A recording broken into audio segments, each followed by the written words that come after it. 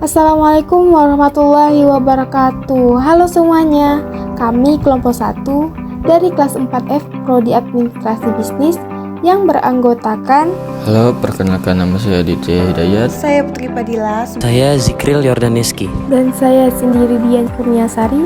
Kami di sini akan membahas tentang ruang lingkup manajemen keuangan dari mata kuliah keuangan dan dosen pengampu Bunda Marcella Dias.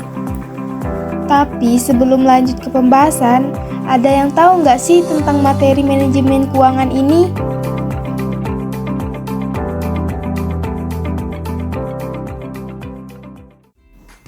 Apa sih manajemen keuangan itu? Yuk kita bahas. Nah, manajemen keuangan adalah proses perencanaan, pengorganisasian, pengendalian, dan pengawasan atas sumber daya keuangan suatu entitas, baik itu perusahaan, organisasi non-profit maupun individu, untuk mencapai tujuan keuangan yang telah ditetapkan. Ini melibatkan pengolahan aset, kewajiban investasi, dan sumber daya keuangan lainnya dengan cara yang efisien dan efektif. Nah, di sini ada beberapa contoh nih tentang praktik manajemen keuangan. Yang pertama itu ada perencanaan anggaran, yaitu menetapkan anggaran yang sesuai untuk berbagai kegiatan dan operasi perusahaan. Yang kedua ada analisis investasi, yaitu menganalisis proyek investasi untuk menentukan apakah investasi tersebut akan menghasilkan pengembalian yang memadai. Yang ketiga ada manajemen likuiditas, yaitu memastikan perusahaan memiliki cukup kas dan sumber daya keuangan lainnya untuk memenuhi kewajiban jangka pendeknya. Yang keempat ada pengolahan utang, yaitu mengolah utang perusahaan dengan bijaksana, termasuk pembayaran tepat waktu dan manajemen tingkat bunga. Nah, selanjutnya yang kelima ada pengolahan modal kerja, yaitu mengolah siklus kas perusahaan termasuk persediaan, piutang, dan kewajiban jangka pendek lainnya. Yang keenam ada analisis risiko keuangan, yaitu menganalisis risiko keuangan yang dihadapi perusahaan dan mengembangkan strategi untuk mengolahnya. Yang ketujuh ada pengolahan investasi, yaitu mengolah portofolio investasi perusahaan untuk mencapai tujuan keuangan jangka panjang. Selanjutnya aktivitas pembiayaan. Apa sih aktivitas pembiayaan? Aktivitas pembiayaan adalah kegiatan yang berhubungan dengan perolehan dan penggunaan dana dari sumber-sumber keuangan eksternal perusahaan yang meliputi beberapa, yaitu pertama penerbitan saham. Penerbitan saham baru untuk mendapatkan dana tambahan dari investor eksternal. Yang kedua ada penerbitan obligasi. Penerbitan obligasi perusahaan untuk mendapatkan pinjaman dari investor dengan janji pembayaran kembali beserta bunga dalam jangka waktu tertentu. Yang ketiga ada pinjaman bank, yaitu mendapatkan pinjaman dari lembaga keuangan seperti bank untuk keperluan modal kerja atau investasi. Yang keempat ada pembiayaan leasing, mendapatkan pembiayaan dengan cara menyewa aset-aset tertentu seperti peralatan atau kendaraan dari perusahaan pembiayaan. Selanjutnya, aktivitas investasi. Nah, aktivitas investasi adalah aktivitas penerimaan dan pengeluaran kas dan setara kas bruto dalam rangka perolehan dan pelepasan sumber daya ekonomi yang bertujuan untuk meningkatkan dan mendukung pelayanan pemerintah kepada masyarakat di masa yang akan datang berupa perolehan dan pelepasan investasi, baik jangka pendek yang tidak termasuk dalam setara kas maupun jangka panjang aset tetap dan aset lainnya. Halo teman-teman semuanya, perkenalkan saya Putri Padilla. Sebelumnya teman-teman sudah tahu belum apa itu yang dimaksud dengan kegiatan bisnis? Nah, aktivitas bisnis itu mencakup aktivitas apapun yang dilakukan bisnis dengan tujuan utama yaitu menghasilkan keuntungan. Ini adalah istilah umum yang mencakup semua aktivitas ekonomi yang dilakukan oleh suatu perusahaan selama menjalankan bisnisnya. Aktivitas bisnis termasuk aktivitas operasi, investasi, dan perdanaan. Dan di sini saya juga akan menjelaskan tentang beberapa jenis manajemen keuangan yang memiliki fokus dan tanggung jawab yang berbeda. 1. Manajemen keuangan operasional. Manajemen keuangan yang fokus pada pengelolaan keuangan sehari-hari perusahaan. 2. Manajemen keuangan investasi.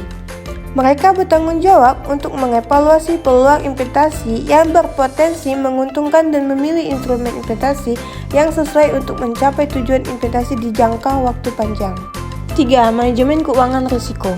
Tugasnya ialah menganalisis risiko-risiko yang mungkin mempengaruhi keuangan di perusahaan, serta memastikan perusahaan mematuhi regulasi keuangan dan perpajakan yang berlaku. 4. Manajemen keuangan proyek. Manajemen keuangan ini jenisnya fokus pada pengelolaan keuangan proyek-proyek khusus. Mereka bertanggung jawab untuk merencanakan anggaran, mengevaluasi pengeluaran, dan memastikan bahwa proyek sesuai dengan target biaya dan waktu yang sudah ditetapkan. Sifat dasar perusahaan adalah prinsip-prinsip yang menjadi dasar dalam pengelolaan dan operasional perusahaan. Beberapa sifat-sifat ini mencakup: yang pertama, sifat kehidupan.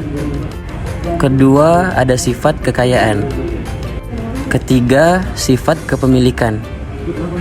Keempat, sifat organisasi. Yang kelima, sifat keputusan. Untuk memaksimalkan nilai perusahaan, ada beberapa langkah strategis yang dapat diambil. Yang pertama, memikirkan kesehatan jangka panjang perusahaan. Yang kedua, melakukan environmental, sosial, dan governance. Yang ketiga, menjaga komunikasi dan keterbukaan para pemegang saham perusahaan. Yang keempat, meningkatkan pendapatan dan meminimalisir biaya. Yang kelima, mengatasi penyebab penurunan nilai perusahaan. Saya Aditya Hidayat. Di sini saya akan menjelaskan mengenai perkembangan peranan manajemen keuangan.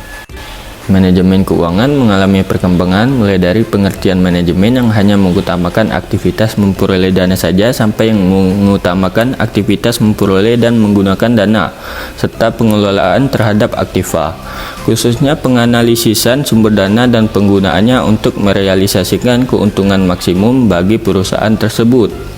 Nah, seorang manajemen keuangan harus memahami arus peredaran uang baik eksternal maupun internal. Namun, manajemen keuangan juga berkepentingan dengan penentuan jumlah aktiva yang layak dari investasi pada berbagai aktiva dan pemilihan sumber-sumber dana untuk membelanjai aktiva tersebut. Untuk memperoleh dana, manajer keuangan bisa memperolehnya dari dalam maupun luar perusahaan. Sumber dari luar perusahaan berasal dari pasar modal, bisa berbentuk hutang atau modal sendiri. Seorang manajer keuangan dalam suatu perusahaan harus mengetahui bagaimana mengelola segala unsur dan segi keuangan.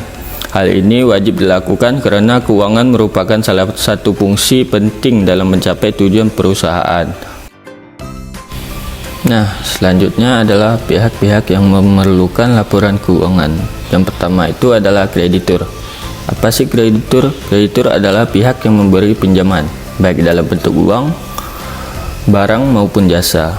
Nah, selanjutnya ada investor. Investor adalah pihak yang membeli saham atau komisaris perusahaan yang membutuhkan laporan keuangan guna mengetahui kondisi perusahaan agar memastikan bahwa uang yang diinvestasikannya aman dan menguntungkan. Selanjutnya adalah akuntan publik, adalah pihak yang melakukan audit laporan keuangan perusahaan untuk selanjutnya dinilai dalam bentuk rekomendasi. Nah, setelah itu ada karyawan. Karyawan adalah pihak yang secara penuh bekerja dan menggantungkan hidupnya pada perusahaan. Oleh karena itu, laporan keuangan diperlukan guna mengetahui kondisi perusahaan di masa mendatang. Selanjutnya ada BAPEPAM, yaitu Badan Pengawas Pasar Modal dan Lembaga Keuangan. Adalah pihak pengawas perusahaan yang go public, bertugas mengevaluasi laporan keuangan dan menentukan apakah sebuah perusahaan layak go public atau tidak. Nah, selanjutnya konsumen. Konsumen adalah pihak yang menikmati produk dan jasa yang dihasilkan perusahaan. Konsumen yang loyal akan memiliki tingkat ketergantungan tinggi terhadap produk dan jasa. Selanjutnya ada pemasok. Pemasok adalah pihak yang menerima order dan memasok kebutuhan perusahaan. Laporan keuangan diperlukan untuk melihat kemampuan perusahaan dalam melakukan pembayaran secara rutin terhadap barang atau jasa yang disuplai. Nah, selanjutnya ada pemerintah. Adalah pihak yang membutuhkan laporan keuangan untuk melihat perkembangan perusahaan serta penerimaan pajak. Nah, dari beberapa pembahasan tadi, hanya itu yang dapat kami sampaikan. Kurang lebihnya kami mohon maaf dan semoga bisa bermanfaat bagi kita semua. Dan terima kasih juga sudah menonton video kami. Kami akhiri, wassalamualaikum warahmatullahi wabarakatuh.